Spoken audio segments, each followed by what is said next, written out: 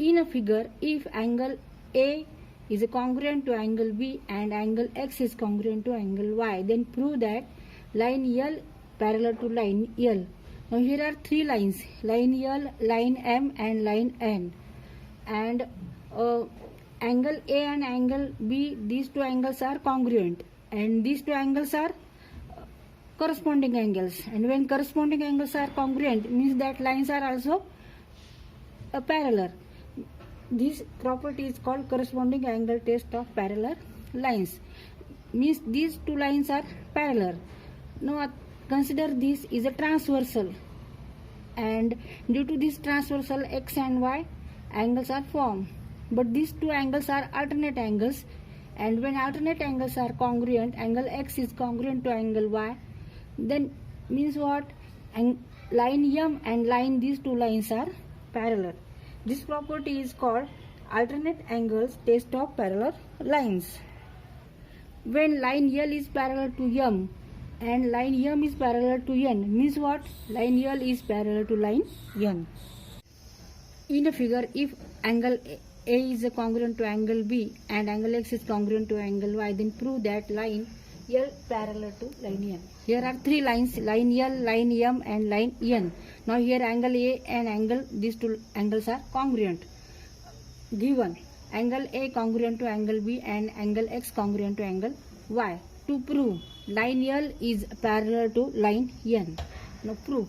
Here angle A is congruent to angle B and these two angles are corresponding angles. Therefore by corresponding angle test of parallel lines, line L parallel to line M. Now these two lines are parallel. Now consider these two angles. Angle X congruent to angle Y given. Angle X and angle Y, these two angles are alternate angles and they are congruent. Now by alternate angle test of parallel lines, line M parallel to line N. Now from equation first and second, line L parallel to line M parallel to line N means line L is parallel to line N.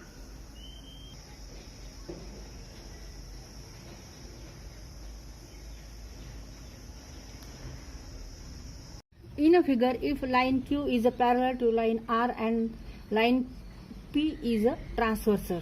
Now here these two lines are parallel. Line Q and R are parallel and P is here transversal. Due to this transversal, there are 8 angles formed: A, B, C, D, E, F, G, H.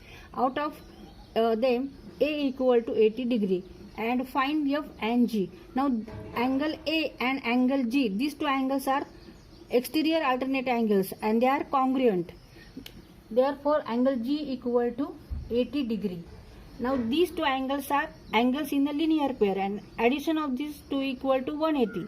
Therefore angle F equal to 180 minus 80 equal to 100. This angle is 100 degree. Angle A and angle G are alternate exterior angles. Therefore they are congruent. Angle G equal to 80 degree. Now angle F plus angle G equal to 180, angles in a linear pair. Therefore angle F equal to 180 minus 80, 100 degree. Line AB parallel to line CD parallel to line EF and line QP is here transversal. If Y is to Z equal to 3:7, and then find the measure of angle X. Now here are three lines parallel, A, B, C, D and E, F, and QP is here transversal, and one ratio is given. Angle between Y and Z, ratio between Y and Z is to 3:7. Y is to Z is 3:7.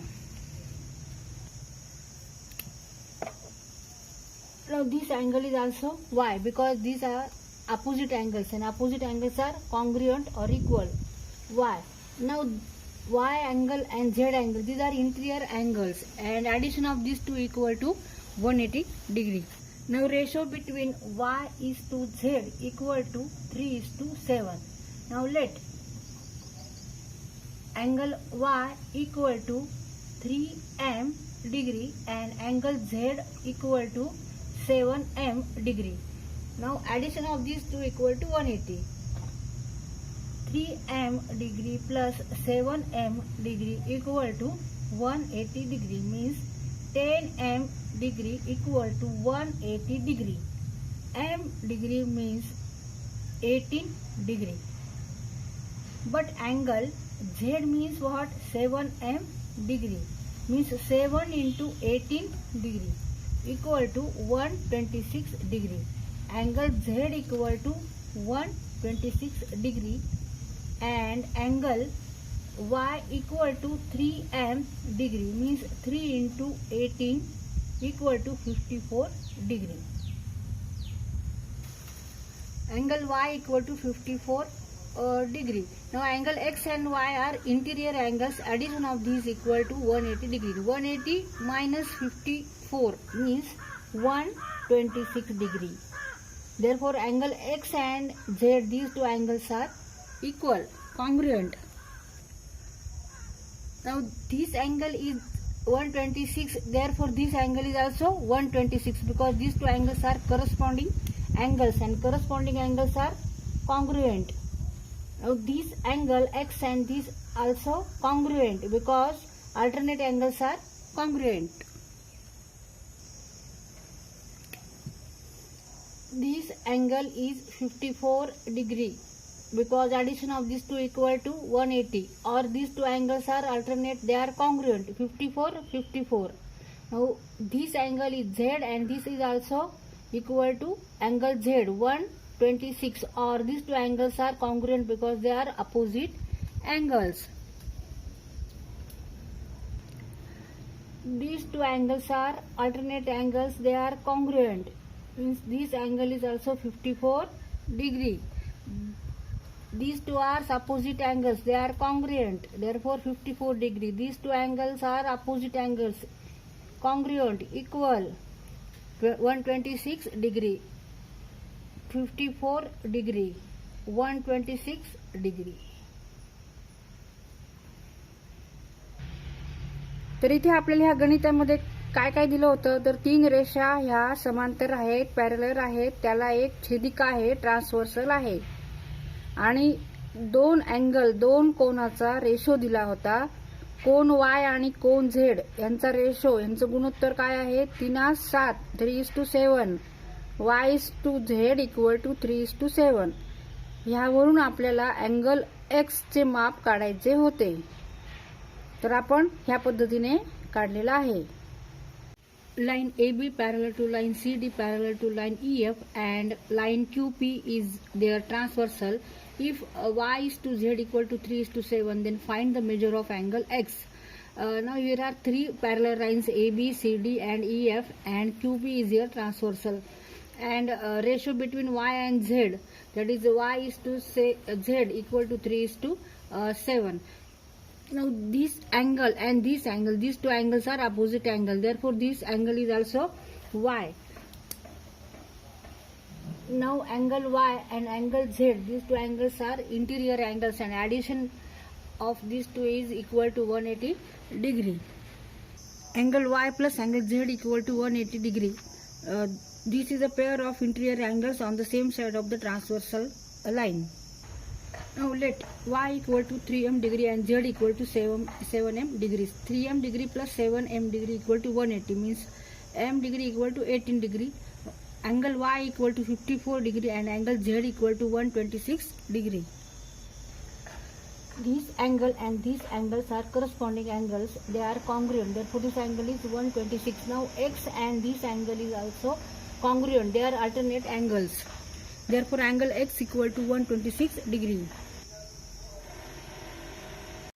In figure, measures of some angles are shown. Using the measures, find the measure of angle X and angle Y.